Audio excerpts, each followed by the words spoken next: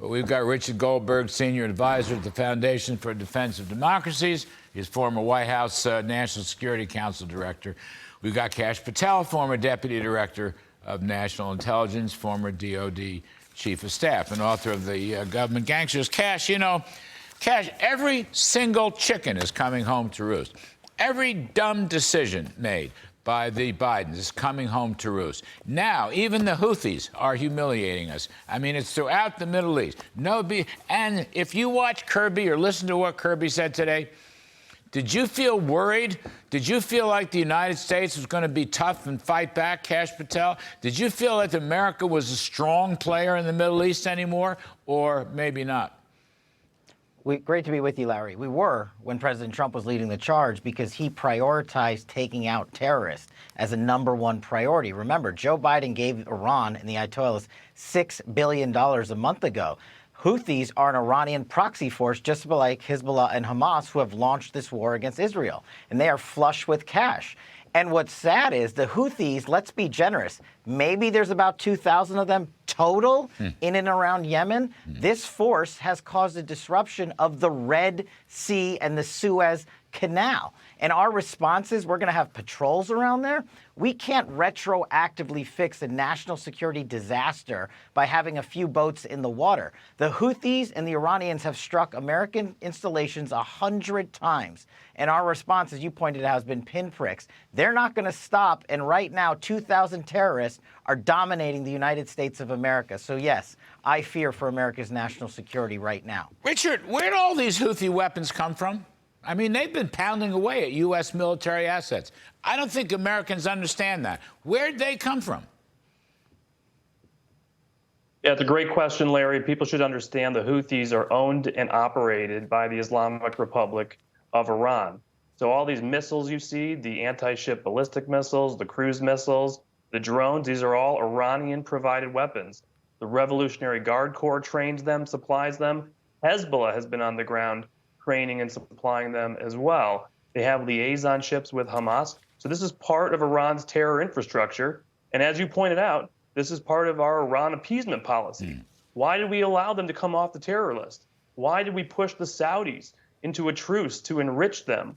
Why did we want Iran to build them up in Yemen? It's all part of this Iran appeasement policy, Larry. I don't understand. I mean, I just want to stay with this for a second.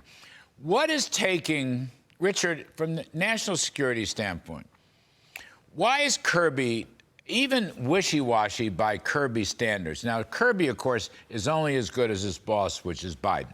So, Biden, they won't take any actions at all.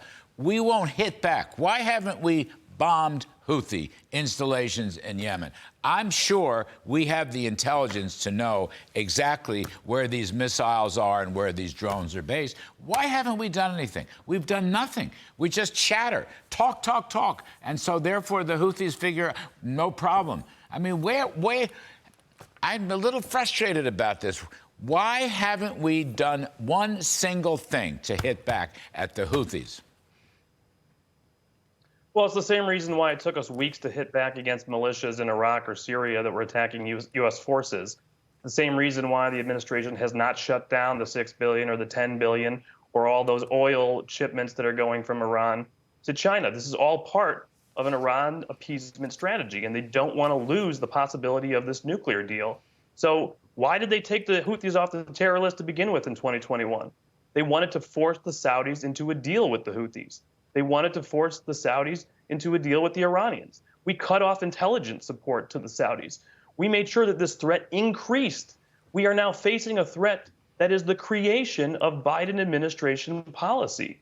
And even right now, as Kash just told you, we're looking at a series of naval vessels. They're going to play zone defense against cruise missiles and ballistic missiles and drones in the Red Sea. It's not going to work, Larry. By the way, Kash, this so-called international coalition for the Red Sea is not that international. I mean, for example, I'm reading the Middle East, the big Middle East, oil players are not part of this.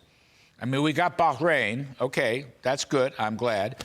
But the Saudis haven't budged. The others haven't budged. Haven't heard a peep out of them. They don't see overly troubled. I mean, Yemen is right next to Saudi Arabia.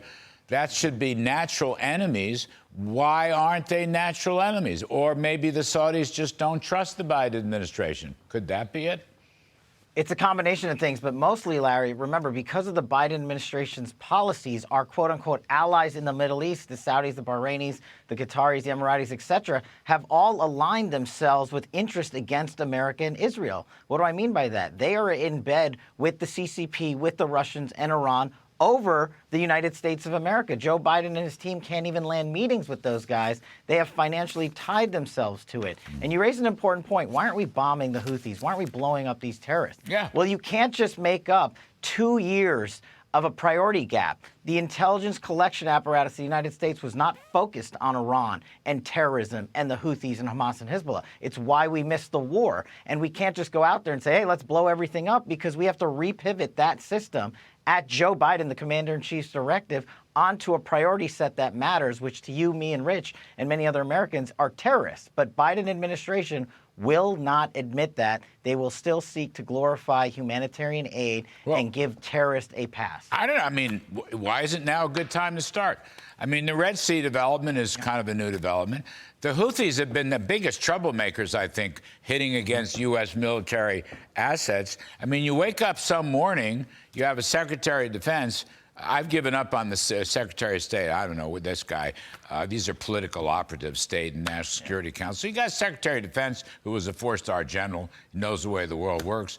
Why doesn't he go in and the president? You know, why aren't we hearing leaks that he's saying we need to strike? I mean, remember, you know, go back 40 years plus, Jimmy Carter figured out the mullahs in Iran were bad. Maybe the Bidens will never figure that out. Here, let me help them. The mullahs in Iran are bad.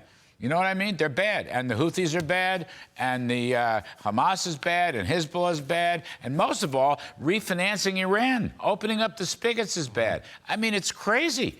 No wonder Biden's polls are in the 30s. No, who could, even if you don't agree with him about the Israel policy, he is making America look so weak, Richard. That's what's driving me crazy. I don't ask that he, you know, kill everybody around. I don't want to start 5 different wars. I happen not to be a neocon, et cetera, et cetera. But at some point, you have to make this country, America, look tough. You can't just appease all of our enemies, Richard. I'm going to give you the last word. You just can't appease all our enemies all the time, which is what Biden is doing. He never fights back. He doesn't have a set of you-know-whats.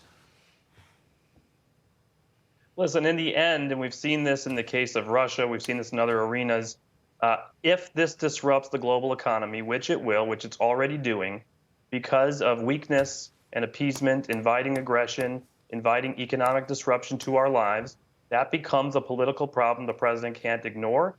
And when this naval response fails, he will have to have a military response in Yemen. This is not about the economy. I'm sorry. Oil prices haven't hardly moved. You know that? This is not about the economy.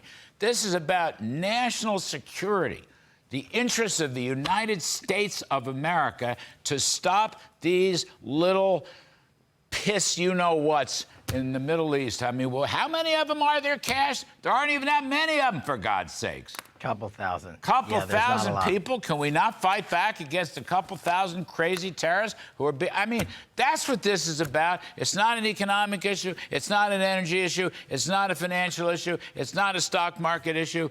It's about our own security. It's about the vision the people have of the United States around the world. If we can't whoop Houthis, who can we whoop? Anyway, I got to get out of here. Richard Goldberg, thank you. Kash Patel, thank you.